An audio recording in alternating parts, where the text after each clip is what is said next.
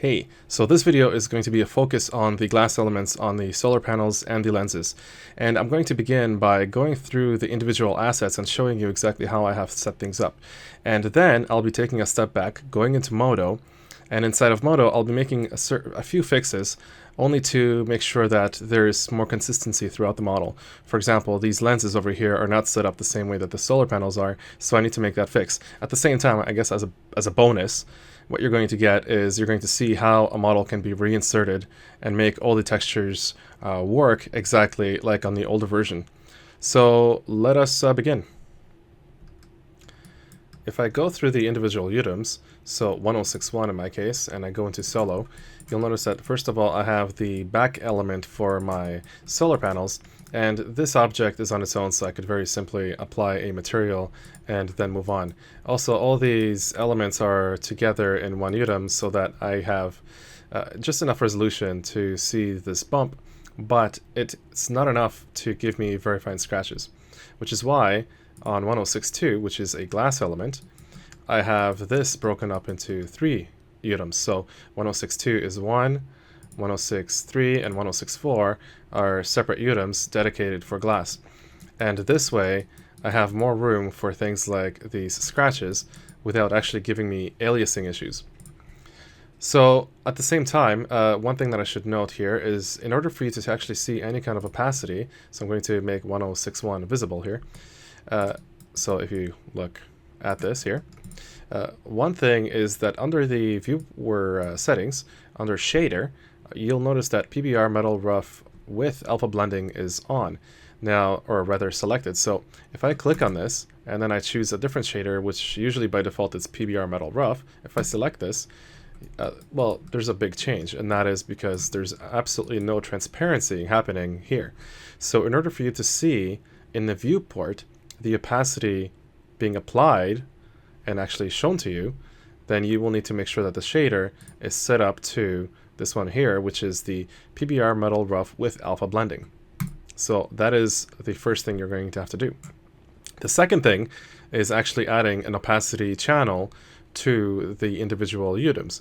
So in my case, I have 1061, or rather 1062, 63, and 64 that have an opacity channel under the texture set settings.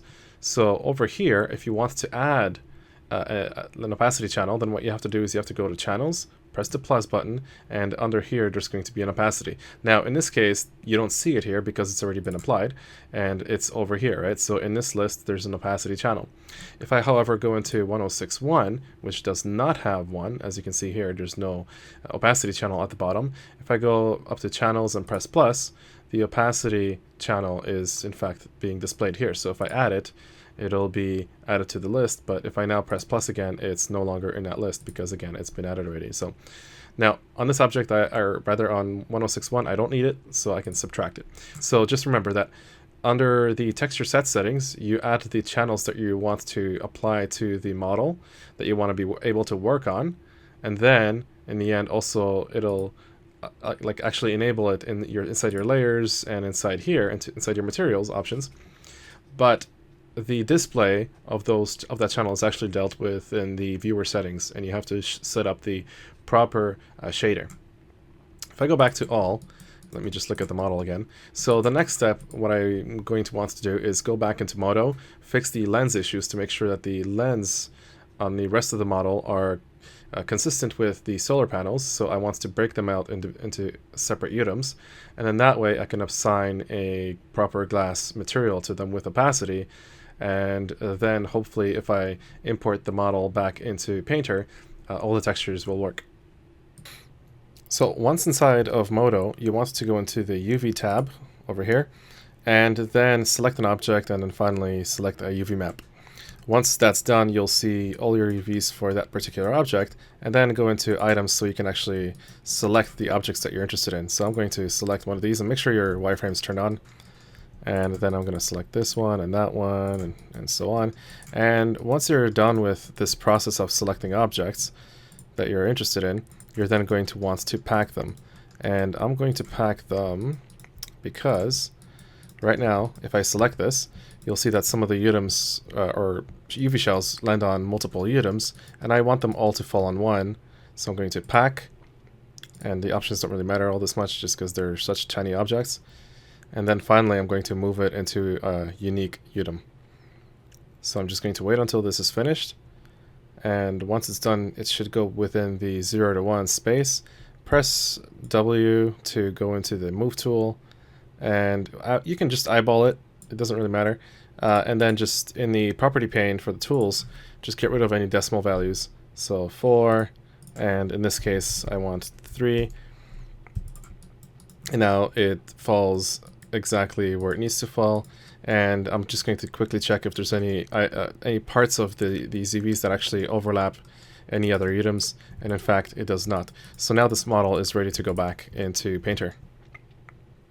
Back inside of Painter, if you go over to the Edit Project Configuration, here under Mesh you can select the mesh that you're interested in. So if we go back to here, click OK, and then press this, it should reload the object that you're interested in, and then your screen might actually go gray for a bit while it's transferring the textures, and then we'll see how it looks. So right now we get the little spinny wheel, and it made all the updates. It looks like all the textures have actually transferred properly. I'm not seeing anything wrong with this model.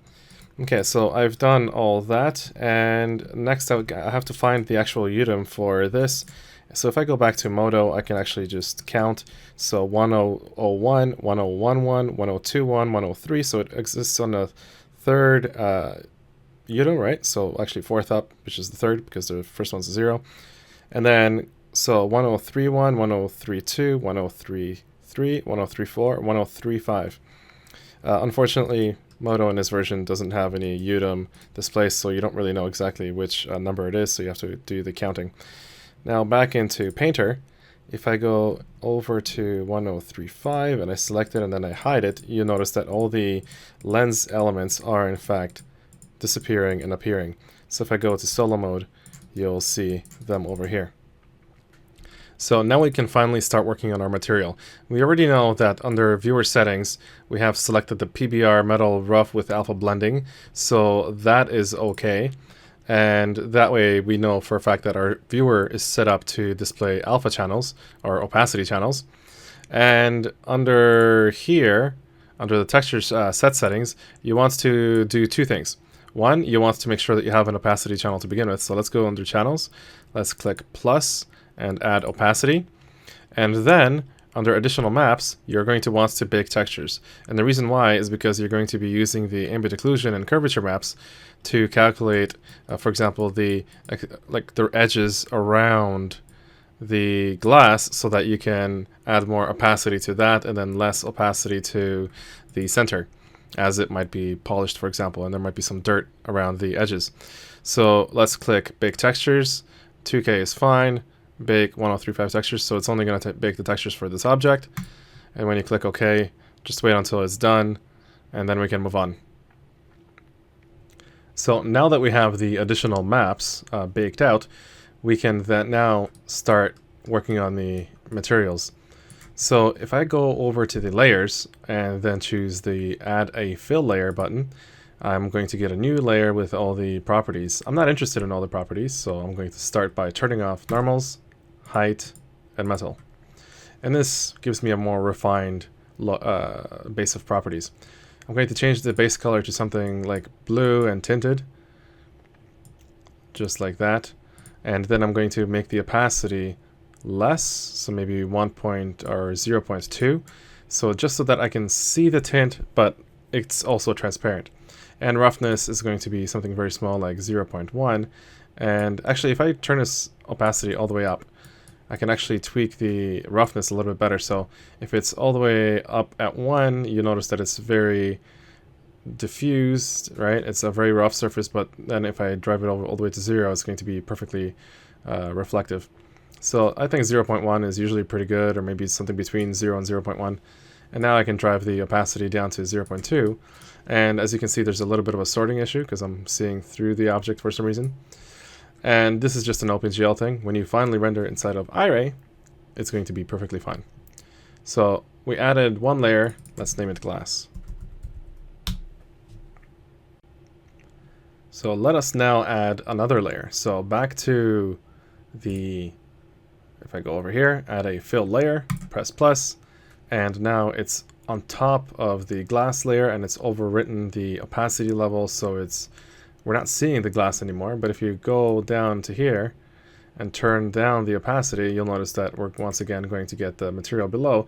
But in this case, because there's sorting issues, it's not going to work. So for now, I'm just going to leave as is, and I'm going to remove the normal, height, and metal from it, because again, I want a more refined set of properties. And I'm going to change the base color to be red, and the only reason I'm going to do that is because I'm going to want to work on a mask for this, and red is a pretty good color. Even in Photoshop, whenever I make masks for something, I usually use red because you can better see what it is that you're working on. And I'll show you that soon. So when we add a mask and then we start playing with noises, you're going to better see the dirt accumulation and levels and whatnot as you're working with it. So for this layer, the roughness will be quite substantial, and only because dust is actually adding roughness to the surface. And opacity, I guess I could leave it fairly high as well. Okay, so we have this set up, and now I'm going to right click and go to add black mask. And once I do that, obviously everything disappears from this layer. And so I need to add a generator. So right click, add a generator, and then click on, in the properties pane, click on here, and then choose the MG mask builder. And you should get something like this. And now, honestly, it's just a matter of playing around with the settings until you get something that you like. So what I'm doing here is I'm just removing some of the contrast and then playing around with some of the levels. And as you can see, the dirt is sort of receding its way back. And then if I go back to the grunge and AO and curvature, so if I start playing with this, you'll start again noticing that it's receding ever so slightly. So I just have to basically work with these values until I get something that I like. And as you can see right now, the red is making it really easy to see exactly what it is that I'm working with. And so if I now remove some of the grunge from this map, I can get rid of it from the front element, and then I can just play around with the curvature and the AO and things like that. So, and I'm also going to want to probably add some scratches, right? So the world space normal over here, so I'm just going to add some scratches. And I'm going to set this to 100%. Go to the tab, open it up. I'm actually going to add a lot more scratches. And scale I'm going to play around with until I actually get something in here.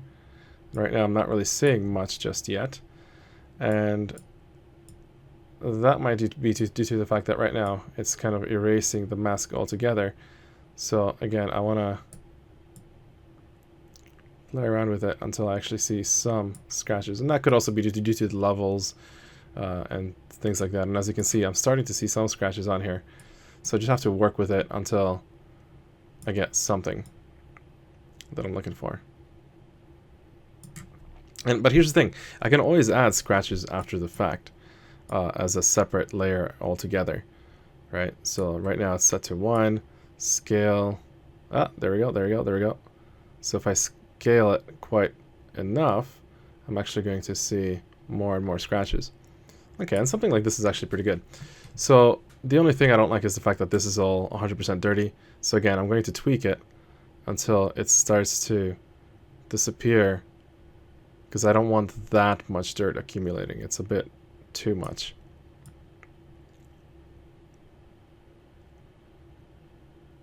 Okay, so now I can actually go back into this layer and change it from red to something else.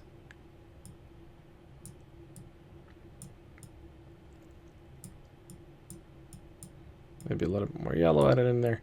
So something like that. And now if I go back and I zoom out, or even just stay in, I guess it's up to you. Now you can actually go into iRay. So click on this camera button, and then it's going to take you into iRay, and it's going to render with the actual opacity and the dirt buildup and everything, and you're going to see the elements behind it, as you can see right here. So now that we're done with the material for the front, I can concentrate on giving you a breakdown of how I made the solar panel transparency material. So having the UDIMS selected, I'm going to go into solo mode and just isolate the object that I'm interested in. In the layers pane here, I'm going to first of all turn off all the layers except the glass, the first fill layer that I created, right? You can see the paint bucket over here. And I've turned off the normal height and metal, and that gives me only base, color, roughness, and opacity to work with. The opacity is set to a little bit higher than 0.2, the roughness very low, and you got the base color. Next up, we have the dirt and scratch maps, which give us something like this. So once again, creating another, add a fill layer, you get this. So this layer here, and I set the color, roughness, and opacity, and it's got more roughness, it's got more opacity, because the dirt is going to be rougher, and it's going to cover up the the transparent part of the glass. So you want some parts that are occluding the overall glass element. So once you're done that, create a black mask, and that'll give you this mask over here. And then right click and add generator. In my case, I have two. I'm going to turn off the one on top, and I'm going to show you the first one that I created, which is the MG mask editor, and its blending mode is set to normal and 100. And to get this look, you're going to want to drive the curvature way up. If I turn it down, you'll notice that it's going to disappear, and as I'm driving it up, it's going to start revealing itself. As you can see, it's starting to come in. Just like that. So that's pretty much what I'm interested in the beginning, is to kind of give it a sort of outline around the edge of every single one of these panels. And then I make another one, right? So once again, I right click and I add another generator. And then from here, under the properties generator, I choose the mask builder. So the first one was this one, mask editor, and then the second layer was this one here. And I set the blending mode to vivid light and 58. You can play around with this, honestly, but if I turn up the opacity on this, you'll notice that the look is going to change quite a bit. If I set it low, it's going to turn to that, so something around 50 is okay.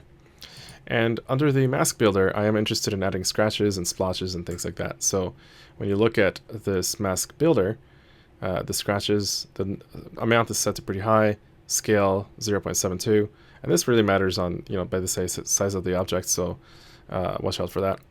And then the scratches again, 0.57, and there's some curvature, so if I turn down the curvature, you'll get something like that, right? The splotches and scratches and everything starts to disappear.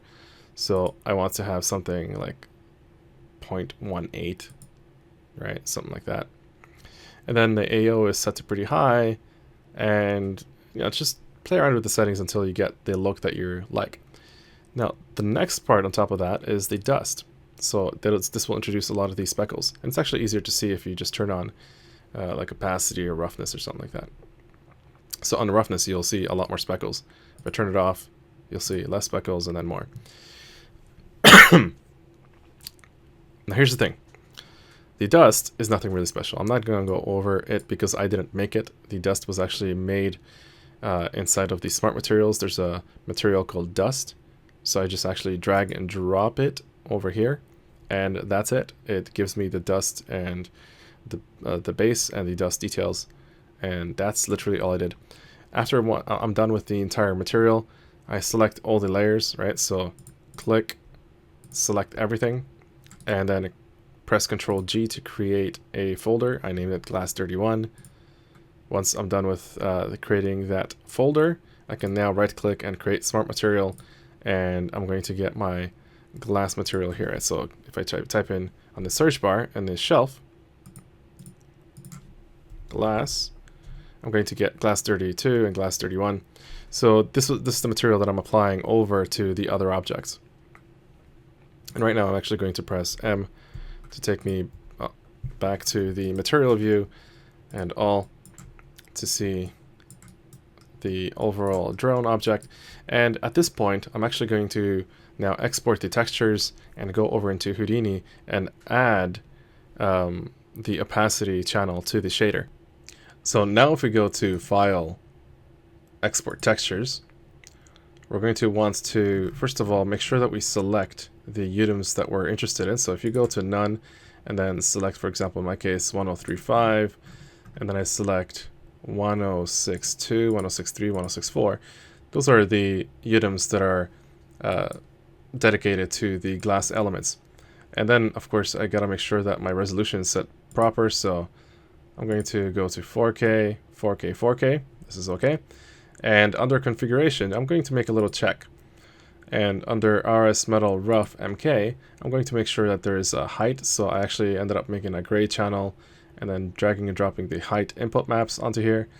And I have a metal rough, or metal rough and opacity texture set. And if I go over to here, opacity is in fact applied. So I'm going to export this and height for any material that I need, especially later on when I'm working with metals, there's some height applied. So go back to export, hit export, and once this is done, I'm going to go and set up the shaders within Houdini. Now that we are back in Houdini, I'm going to simply select the object node, press enter, and I am inside the SOPs. So all I'm really doing here is I have the original model loaded in through this file node. Then I have the normal, basically applying new normals to the object by face area. And now if I have the normal map node selected, I already have a group glass, but I want to append the new group for the glass objects. And I simply do that by basically doing something like this. I select this node and I want to insert a new group node and then eventually add them both up together.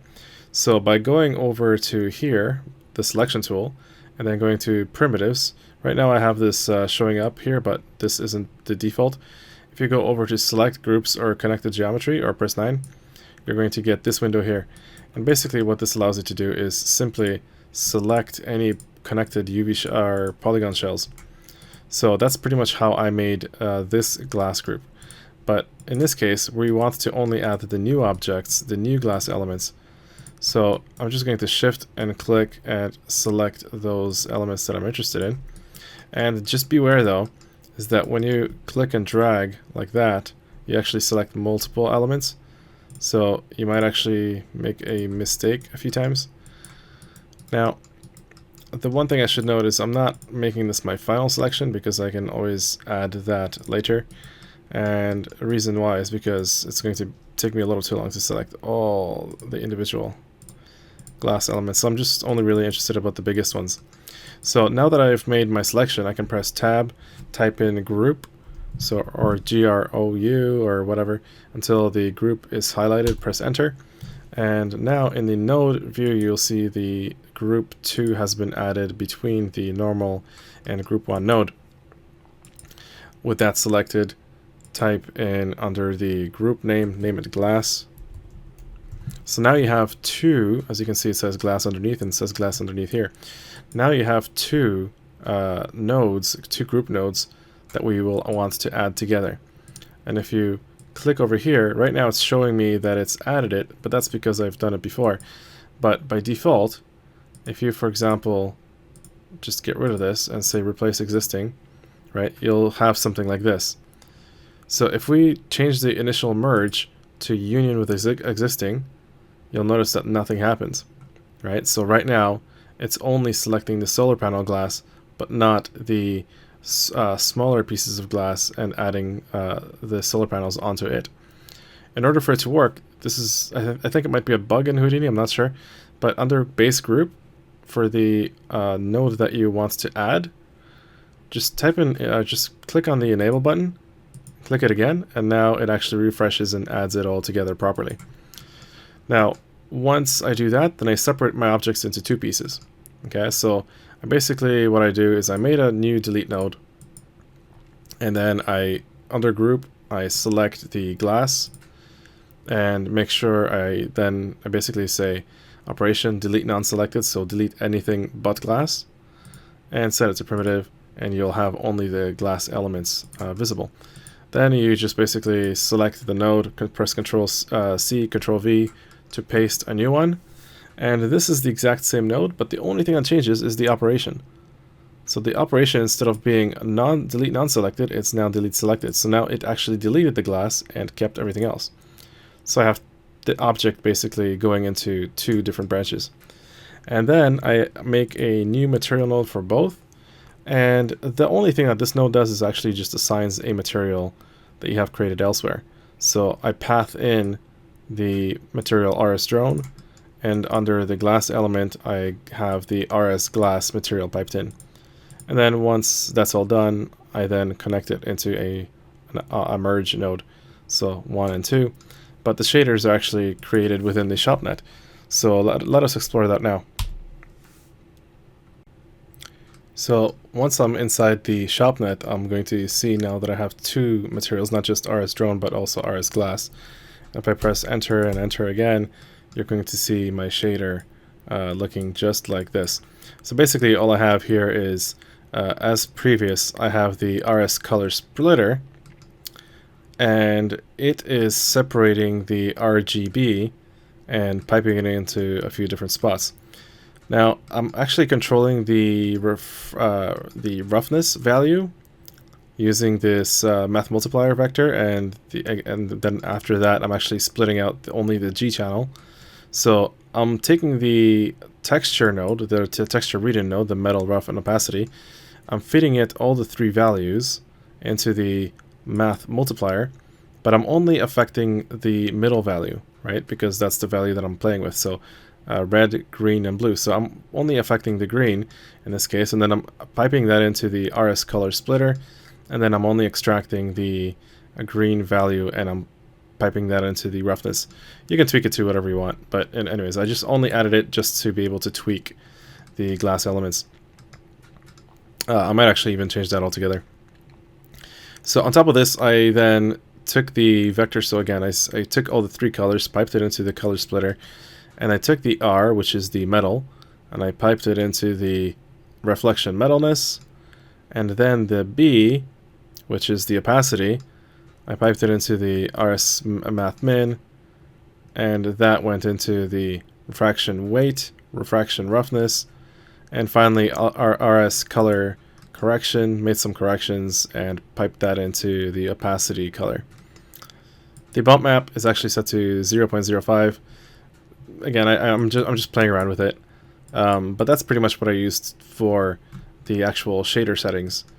And once that's done, I can then go ahead and do my render. So I'm just going to set myself up over here in the output, and I'm going to type in the resolution that I want to render. So I'm going to use a UHD resolution 2160, and finally hit render. But I'm actually not going to output anything, so it's not going to overwrite anything that I've created previously.